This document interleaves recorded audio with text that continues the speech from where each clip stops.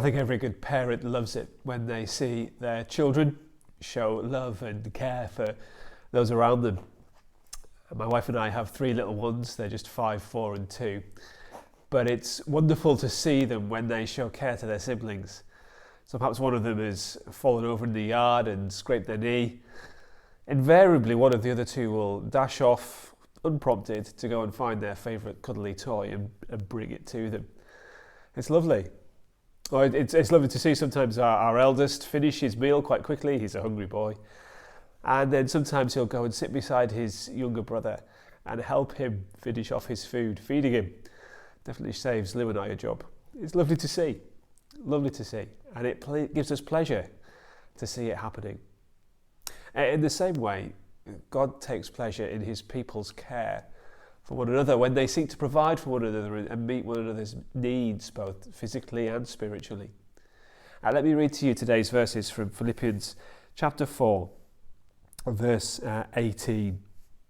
Paul is speaking, giving thanks for the gift that the Philippian church has sent him. But I have received everything in full, and I have an abundance. I am fully supplied, having received from Epaphroditus what you provided, a fragrant offering, an acceptable sacrifice, pleasing to God. And Paul knew that as his friends there in Philippi did this for him, provided this gift to see him through this imprisonment that he was finding himself in, he knew that God was pleased with them. It gave God pleasure to see them caring for a fellow Christian in need in this way.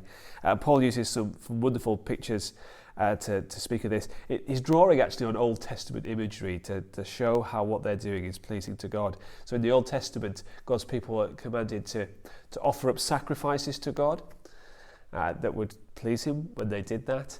And some of the offerings they offered weren't just things that were slaughtered on an altar, but they were something that gave off a beautiful fragrance that arose to God and was pleasing to him. And he describes their acts of service to Paul as a fragrant offering, a beautiful aroma to the Lord, an acceptable sacrifice, not one that God turns his nose up at, but the one that he's genuinely pleased with.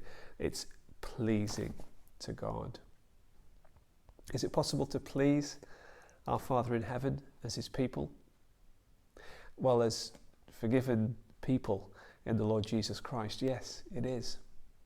It is. As we seek to serve him and to serve others, looking out for one another. So keep doing that. Keep looking out for the needs of those around you, your fellow believers, in your church and beyond your local church as well, and your neighbours, the people around you. Serve them. Serve them practically, serve them spiritually, and God will be pleased with you sacrificing to him in that way.